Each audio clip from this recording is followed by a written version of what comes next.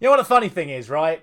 I'd have easily taken 2-2 this morning. I'd have taken 0-0. I'd have taken 1-1. I'd have taken 5-5. I'd have taken any scoreline that wasn't a Manchester United defeat this morning, because I think this scoreline, even now, is a good enough scoreline to take back to Old Trafford and come away with the victory next week. But to draw it the way that we have drawn it, after the week, or shall we even just say the 24 hours that we have had surrounding Andre Onana, it's an absolute embarrassment to the player and to the football club. And it also doesn't reflect well on the manager either. But look, one of the things I was always told, never write a cheque with your mouth that your body can't cash in. And that is exactly what Andre Onana's done. He's let his little ego get the better of him. He's let Matic get under his skin. And he's absolutely thrown a first leg lead away from Manchester United tonight. Not even the first goal. The second one is bad enough. We'll get to the first one. I'm actually going to work my way backwards today, because that's just ridiculous. It is utterly ridiculous, but we've seen him do it time and time again. He is not efficient at either holding the ball or parrying the ball out to safety. There's no danger from that first shot. He has his whole body behind it. He even does the long barrier to make the block. But he goes with his palms. He doesn't try and gather it into his body. Bear in mind, there are 20 seconds left. He gathers that ball, dives on top of it, and the game ends. He holds that ball for 20 seconds, and the game ends, and we go through. To palm that ball out is absolutely unforgivable. And this is what I mean. He has let his ego get the better of him. He could have made those mistakes tonight, and we all would have gone on him, and everyone would have gone, the Manja Matic is right, and this, that, and the other. But he's made it even worse by putting out a statement on social media to say, oh, look at me kissing my FA Cup trophy. Nemanja Matic can't say that. Look at what I've done for Manchester United. Well, I'll tell you what you've done for Manchester United tonight, Andre Onana. You have cost us a lead in the Europa League, and you better kiss that FA Cup and winners' medal tight, because you may have just kissed away your Manchester United career. I know there's a lot of chatter about Amorim wanting a new goalkeeper anyway, which is fair enough. To be honest, this is why I say it also reflects bad on Amorim, because he could have quite easily played Biendia tonight, who I've not seen have a bad game for Manchester United. Granted, he's only played 6, but he's not really had a standout bad game. You can argue the Tottenham one. But the performances Onana has put in this season have not been good enough. And he's come out, made a stupid statement because his little tiny ego couldn't handle 36-year-old Nemanja Matic, who hasn't been relevant in the football community for the best part of 5 years now, makes a comment about him being statistically the worst goalkeeper in Manchester United history. Onana bites, and 24 hours later, Onana makes 2 more errors that lead to goals, and Manchester United go into the second leg at 2-2. He should not play against Newcastle. He should not play against Lyon in the second leg. He should not play for the rest of the season. But what he's done now is he's put Amorim in an absolutely impossible position where he's either got to take him out of the team and then it reflects really badly on Onana, or he keeps him in the team, and if he doesn't perform perfectly for the rest of the season, he makes Amorim look even more stupid. It's just ridiculous, the situation he's put himself in. And I've already told you the decision I'd make. Biendia plays against Newcastle. Biendia plays next week. If he does well, he plays for the rest of the season. Onana can be shipped off in the summer, and we can forget the whole scenario's ever happened. Because now we'll talk about the first goal. Because I sat here for the best part of 10 years moaning about how David De Gea can't deal with crosses.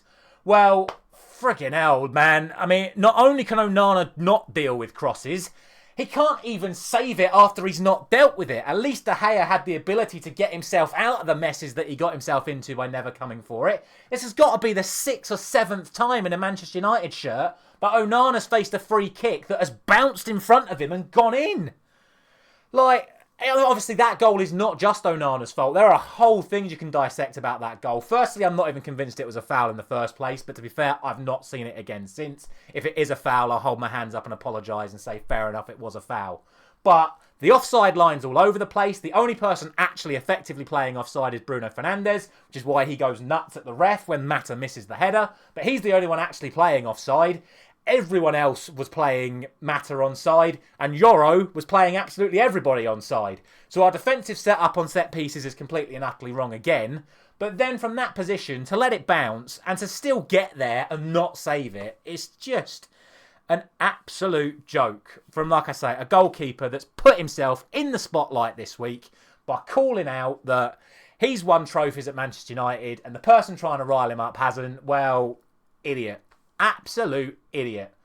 Apart from that, though, it's what I said. I don't think the game was particularly good.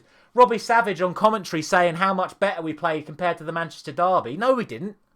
We created just as many chances as we did against Manchester City. Yet again, our final pass was not good enough. We got in attacking areas time and time and time again. But yet again, Garnacho kept giving it away. Another poor performance from him.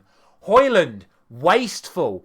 I've been sitting here defending him for the past few weeks with my mates and whoever, saying when he gets chances, he's actually pretty good. He's just not getting the chances. Tonight, he had more than one chance and he fluffed them. When he tried to lay it off, he fluffed it. Again, Dallow's crossing was poor. Dorgu's was okay. He obviously set up a couple for Rasmus, but other than that, not very good. And then, lo and behold, the goal that we do end up scoring to put us 2-1 ahead comes from the one player who actually can create chances, which is Bruno Fernandes, who picked out Xerxes and he found the back of the net. I'm not going to dwell on the first goal that we scored.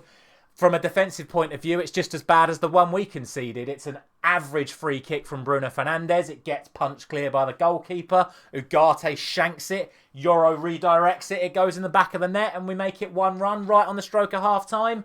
We go into the second half feeling good about ourselves. I actually think second half, we actually improved as the minutes went on. And I really liked the substitutions that Amorim made. Ugarte had to come off because he was booked and he was struggling in that second half. I thought Mason Mount made a difference. I think his link-up play was good. He took Garnacho off. He put Kobbie Mainoo on. What an impact he made.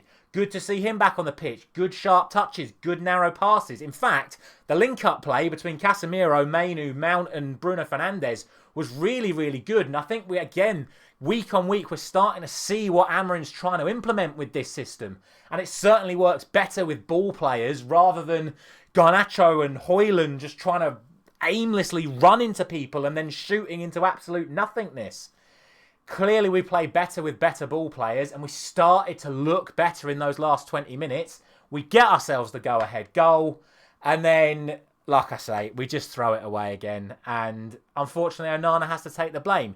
Could the defence have dealt with it better? Of course they could. I think we were starting to tire towards the end of the game though. But there's just no excuse for the way he just half-heartedly palms it out into the dangerous areas. Because again, we've seen him do it multiple occasions over the last few weeks as well. The one that immediately springs to my mind is the one against Arsenal a couple of weeks ago where he palmed it straight out to Martinelli. But thankfully Martinelli was offside. Like, how many times do these goalkeepers have to make the same mistakes over and over and over again? Like, you can defend people as much as you want, but even I'll sit here right now and say Onana's a way worse goalkeeper than David De Gea. Like, at least De Gea made saves. Like, he makes mistake after mistake after mistake, and he's even worse at dealing with crosses than what De Gea was. So, I don't get it. I don't get it. Obviously, I know it was Ten Hag's man, but I think here Amorim needs to show some balls, and like he did when he dropped Rashford, like he did when he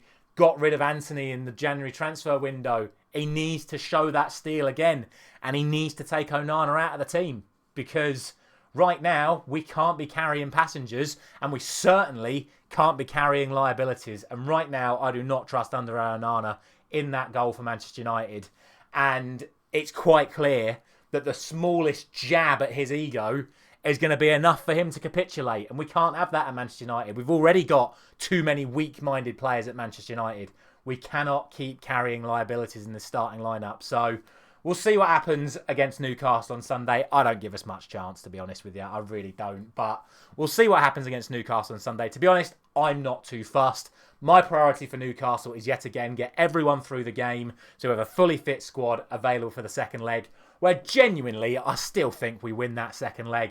Like I said, I don't think Lyon offered too much, other than one good chance for Tolisso that was shot straight at Onana, other than one good chance for Garnacho at the back post that was hit straight at the goalkeeper. Neither side really looked particularly dangerous in the attacking areas of the pitch. So we'll see what happens.